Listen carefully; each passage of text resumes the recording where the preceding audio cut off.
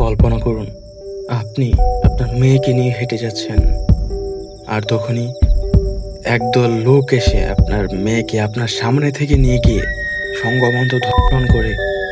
জি, এটা কোনো গল্প কাহিনী নয়, এটা সম্প্রতি ঘটে যাওয়া নরসিংদীতে বাবার সামনে থেকে মেয়েকে তুলে নিয়ে সংঘবদ্ধ ধর্ষণের পর হত্যা করে কয়েকদল যুবদল নেতা। বাবা মা ও ভাইয়ের সঙ্গে থাকতো কিশোরী। এটা শুধু একটা খবর না, এটা একটা পরিবারের ভেঙে পড়া জীবনের গল্প, একটা কিশোরীর চিৎকার যা কেউ শুনেনি। আজ আমরা খুলে দেখব নরসিংদীর সেই ভয়াবহ ঘটনা, যেখানে ধর্ষণের বিচার চাওয়ার দাম দিতে হয়েছে একটা 15 বছরের মেয়ের জীবন দিয়ে।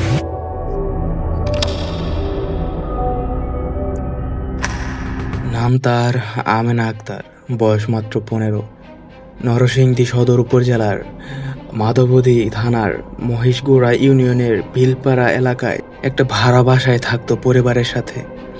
বাবা আশরাফ হোসেন টেক্সটাইল মিলের শ্রমিক, মা ফাহিমা বেগম গৃহিণী, একটা ছোট ভাই আছে।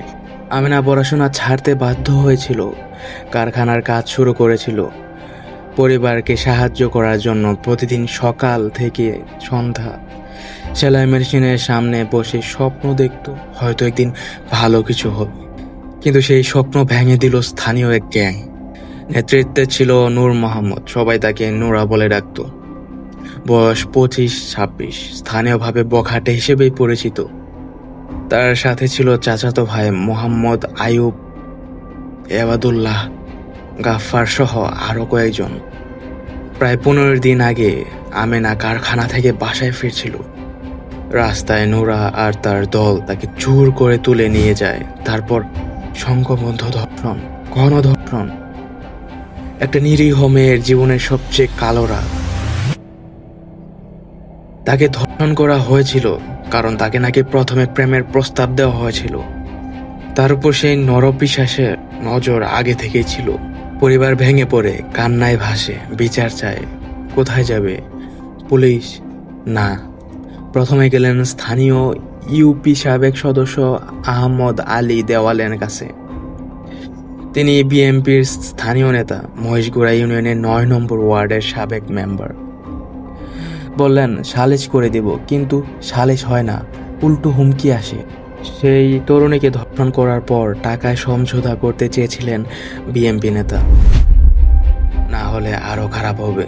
ধর্ষণের ঘটনা ধামাচাপা দেওয়ার চেষ্টা হয়, অপরাধীরা আরো সাহস পায়। বাবা আশরাফ আর মা ফাহিমা ভয়ে কাঁপতে থাকেন, মেয়েকে নিরাপদ রাখতে চান।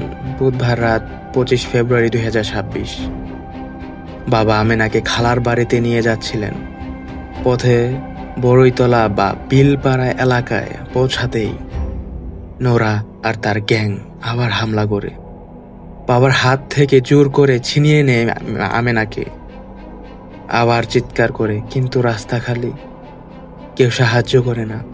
রাতভর খোঁজাখুঁজি, কান্না, আতঙ্ক। পরের দিন সকাল 26 ফেব্রুয়ারি মহিষগুড়া ইউনিয়নের ধারিকান্দি এলাকার একটা সরিষা খেতে পাওয়া যায় আমেনার মরদেহ। গলায় ওড়না পেঁচানো, চোখ দুটো খোলা, যেন চিৎকার করে বলছে বাঁচাও। পুলিশ লাশ উদ্ধার করে ময়নাতদন্ত হয় নরসিংদী সদর হাসপাতালে। রিপোর্ট নিশ্চিত করে এটা হত্যা। মা ফাহিমা বেগম বাদী হয়ে মাধবদী থানায় মামলা করেন। মোট 9 জন আসামি, মূল অভিযুক্ত নোরা সেই পলাতক। পুলিশ অ্যাকশনে নামে, র্যাব 11 এবং জেলা পুলিশের যৌথ অভিযানে গ্রেফতার হয় 5 জন। আহমদ আলী দেওয়ান, তার ছেলে ইমরান দেওয়ান, মোহাম্মদ আয়ুব, এবাদুল্লাহ এবং গাফফার। তাদের জেলে পাঠানো হয়, রিমান্ডের আবেদন হয়েছে, কিন্তু মাস্টার মাইন্ড নোরা এখনো ধরা পড়েনি। পুলিশ মোবাইল ট্র্যাকিং করে খুঁজছে। এই ঘটনায় প্রতিবাদ উঠেছে, ইসলামী বিশ্ববিদ্যালয়ে বিক্ষোভ হয়েছে। সারা দেশে প্রশ্ন, কেন গরিবের মেয়ে বিচার হয় না? কেন সালিশের নামে অপরাধীরা বাঁচে? আমেনা আর ফিরবে না, তার পরিবারের কান্না থামবে না। কিন্তু আমরা চুপ করে থাকতে পারি না, এটা আমাদের সমাজের ক্ষত। আমরা যদি স্বেচ্ছার না হই, আরো অনেক আমেনা মরবে। ন্যায় বিচার চাই, অপরাধীদের শাস্তি চাই। যদি এই গল্প আপনাদের ভালো লাগে তাহলে আমি বেশি কিছু বলবো না, আমি শুধু বলবো এই গল্পটা শেয়ার দেন যাতে সকলের কাছে এই ঘটনাটা পৌঁছাতে পারে। আর একটা বিষয় এখানে লক্ষণীয় যে একের পর এক মর্মান্তিক ঘটনা ঘটেই চলেছে। নরসিংদীর সেই ধর্ষণ, আবার হাতিঝিলের 6 বছরের বাচ্চাকে ধর্ষণ করে ফেলে রাখা হয়েছে, আর এসব থেকে দলীয় নেতা কর্মীরাই গ্রেফতার হচ্ছে। এটা আসলে অবাক করার বিষয় যে এসব থেকে দলীয় নেতা কর্মীরা গ্রেফতার হচ্ছে। এটা কি চিন্তার মতো বিষয় না যে যে দলকে আপনারা এত ভোট দিয়ে বিএনপি দলকে ক্ষমতায় তুললেন, এখন তাদের দলীয় নেতারাই এসব নরপিশাচ, এসব ঘৃণ্য কাজ করে বেড়াচ্ছে। আপনাদের কাছে আমার প্রশ্ন, আপনারা অন্যান্য ধর্ষণের মামলার মতো এ ধর্ষণের মামলাটাও আপনারা অযথা বৃথা যেতে দিয়েন না।